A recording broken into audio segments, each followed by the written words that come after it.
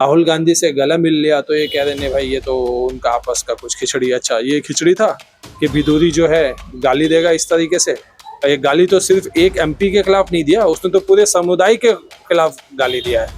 ये तो टाइम में बहस कैसे चलेगा। ये सब चाटुकारिता करते हैं। मेन स्ट्रीम मीडिया जो है वो बीजेपी का फीका हुआ हड्डी को खाता है, तो वो उसका हिम्मत कहाँ से आ जाएगा कि वो इस टॉपिक पे डिबेट कराए। और पार्लियामेंट में डिबेट बीजेपी क्यों करवाएगी। पार्लियामेंट में अगर वो इज्जत रखती किसी तरीके से तो इज्जत वो करती नहीं है, ना अपोजिशन के नेताओं का ना देश की जनता का।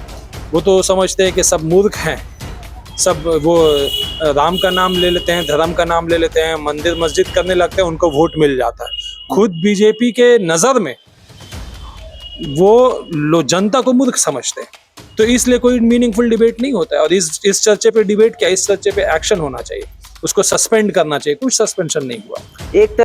जब ये बच्चा 12 साल का बच्चा मालदा में, जिसने देखा कि ट्रैक में कुछ बहुत बड़ा गड्ढा है और उससे एक ट्रेन एक्सीडेंट हो सकता है, इसने अपना सूझबूझ लगाया।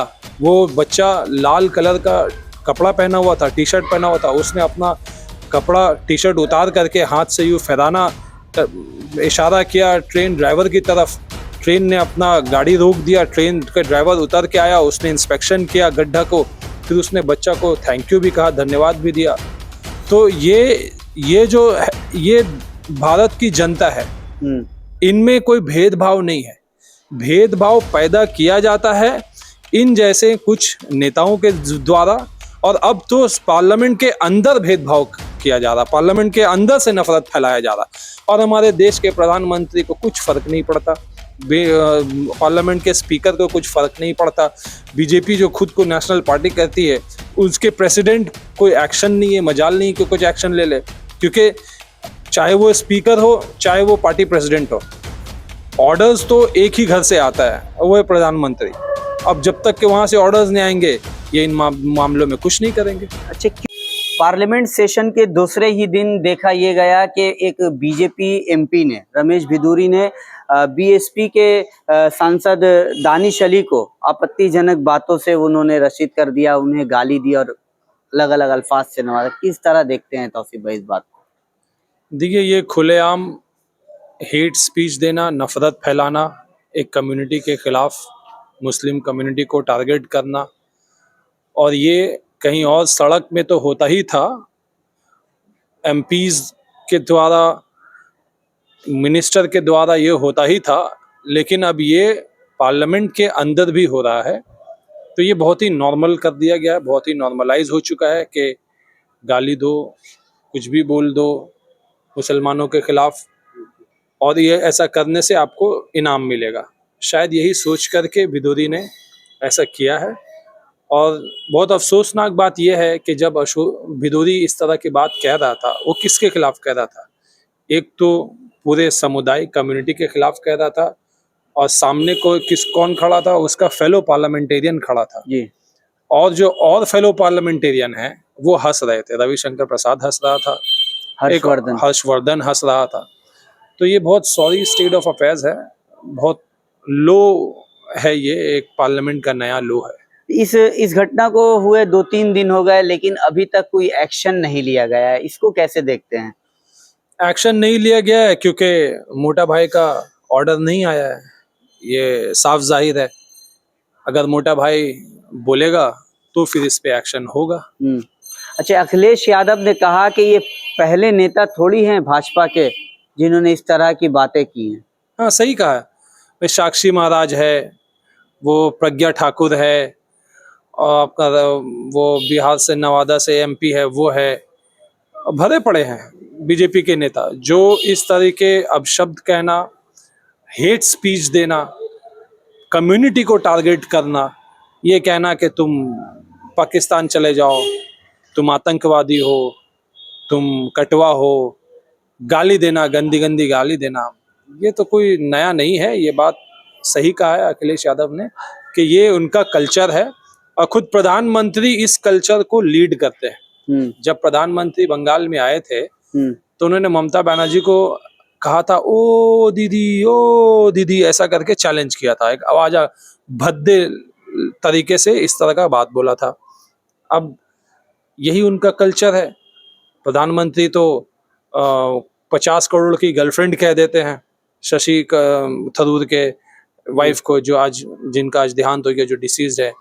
प्रधानमंत्री ने कांग्रेस की विधवा करके ताना मारा, इंसल्ट किया सोनिया गांधी को। तो ये इनका कल्चर है, बीजेपी का यही कल्चर है। अब जनता ऐसे ही कल्चर वालों को वोट देगी तो फिर बहुत अफसोसनाक बात है ये। अच्छा, देखा ये भी गया तौसीफ भाई कि राहुल गांधी जब मिलने गए दानिश अली से, उन्होंने गले लगाए, उनसे बातें की, उसके बाद भाजपा एक अलग सा एजेंडा चला रही है कि जब इन्हें राहुल गांधी के सेना में शामिल होना था तो इतना ड्रामा क्यों किया। इसे महज एक ड्रामा बता रही है भाजपा सरकार। देखिए, बीजेपी के तरफ से कुछ लोग हैं जो बैठे रहते हैं, जो नैरेटिव चलाते हैं जी। अब ये उनके नैरेटिव का हिस्सा बन गया।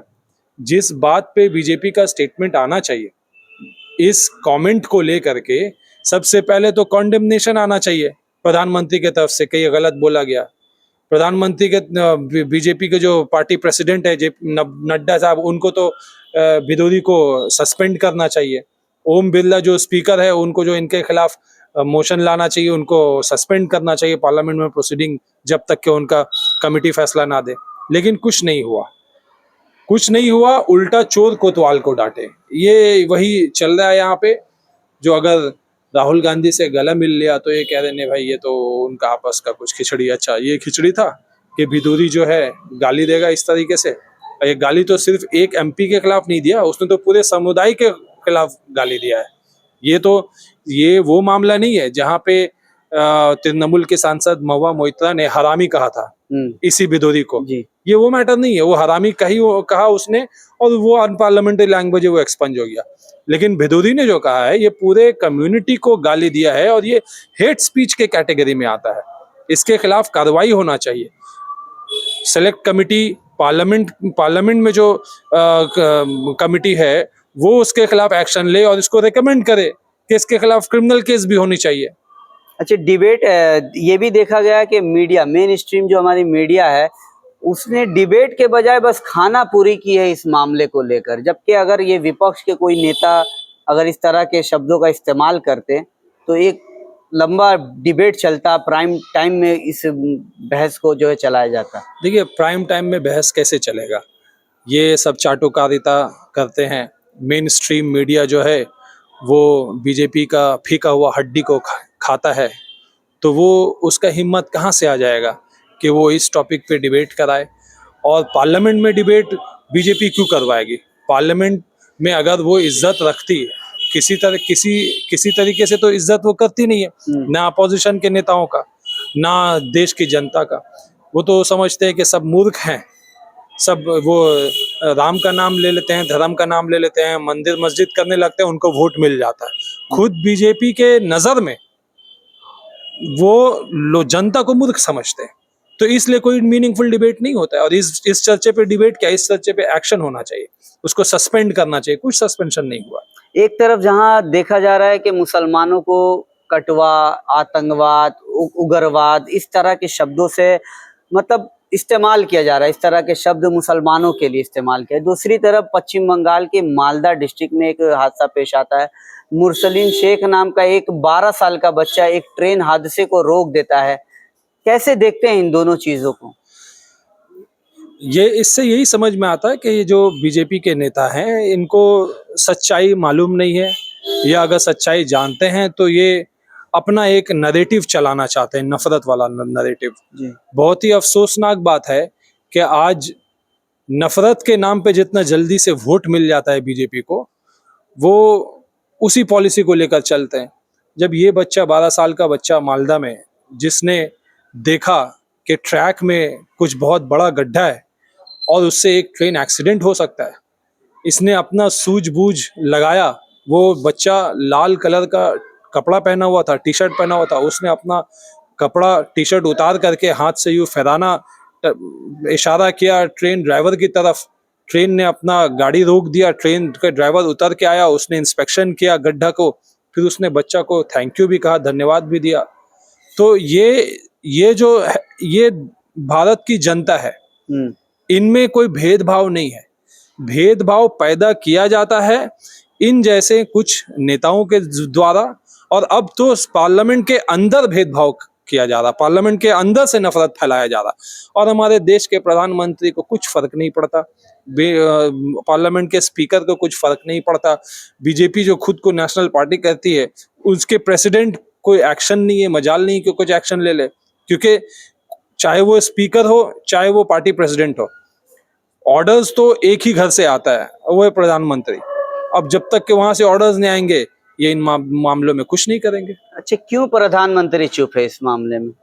चुप रहना भाई, एक से एक बड़ा से बड़ा हादसा हो जाता है, प्रधानमंत्री चुप रहते हैं, वो तो अपनी मस्ती में रहते हैं।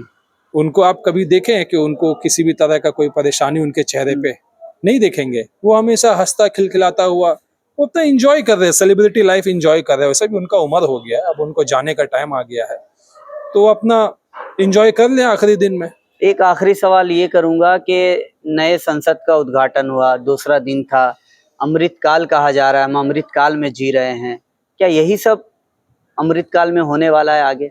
ये तो प्रधानमंत्री जी से ये सवाल पूछना चाहिए, प्रधानमंत्री जी को इसका जवाब देना चाहिए कि अमृतकाल का मतलब क्या है, कि आप देश की माइनॉरिटीज़ को इस तरीके से इंसल्ट करेंगे, विलीफाई करेंगे, उनके खिलाफ खुल करके नफरत फैलाएंगे जी, क्या यही है अमृतकाल? ये उनको ही जवाब देना होगा। ठीक, शुक्रिया। नए संसद में जिस तरह से गाली का गलत लफ्जों का अल्फाज किया गया है, क्या नए सेशन में आप गाली देना अलाउड है? शायद इससे तो यही समझ में आता है, अगर अलाउ नहीं होता तो विरोधी के खिलाफ एक्शन होता, उसको सस्पेंड किया जाता। अलाउ है, एक पर्टिकुलर समुदाय के खिलाफ गाली दो, अगर आप बीजेपी के हो तो ये अलाउ है। यानी भाजपा सांसद गाली दे सकते हैं, कुछ भी कह सकते हैं, लेकिन अगर कोई दूसरी पार्टी से, विरोधी दल से अगर कुछ कहता है तो उसे तो सस्पेंड ही कर दिया। हाँ, विरोधी दल से मुझे लगता है कि अगर कांग्रेस होती, तृणमूल होती या कोई और पार्टी होती और उस पार्टी के सांसद ने इस तरह के अपशब्द का इस्तेमाल किया होता तो पार्टी के तरफ से उनके खिलाफ एक्शन लिया जाता, सस्पेंड किया जाता, शो कॉज नोटिस होता। राघव चड्ढा, संजय सिंह जिस तरह से सस्पेंड किए गए, इसको क्यों सस्पेंड किया गया? क्योंकि वो तो बीजेपी का दामन नहीं पकड़े हुए। देखिए, यही मैं कह रहा था कि अपोजिशन के नज़र में एटलीस्ट जो लगता है, बीजेपी के नेता अगर कोई गाली देता है मुसलमानों को तो वो बीजेपी के लिए एक फेदर ऑन द कैप है, वो बीजेपी के नेताओं के प्रमोशन का एक जरिया है। जितना ज्यादा वो गाली देंगे उतना ज्यादा उन्हें प्रमोशन मिलेगा। यही है, आप पूरा ट्रैक रिकॉर्ड निकाल के देख लीजिए। ये योगी आदित्यनाथ चीफ मिनिस्टर से पहले वो एक एमपी था गोरखपुर का जी, वो एमपी रहते हुए में उसने इतना नफरत फैलाया, कैसे कैसे लफ्ज को कहे, जो कि उस वक्त तो वीडियो भी अवेलेबल था, आज भी शायद अवेलेबल होगा, कि कब्र से निकाल करके मुस्लिम महिलाओं के साथ क्या क्या करेंगे, तुम एक मारोगे हम 100 मारेंगे। इस तरीके का जितना नफरत वाला बयान आदित्यनाथ ने दिया उस जमाने में, उसको बीजेपी वालों ने नोटिस किया, उसको चीफ मिनिस्टर बना दिया। अब भिदोरी ने गाली दिया है, अब बीजेपी वालों ने उसको नोटिस कर लिया है। देखिए आने वाले दिनों में उसको इनाम दिया जाएगा, मोदी जी उसको इनाम देंगे भिदोरी को। ठीक ठीक, शुक्रिया।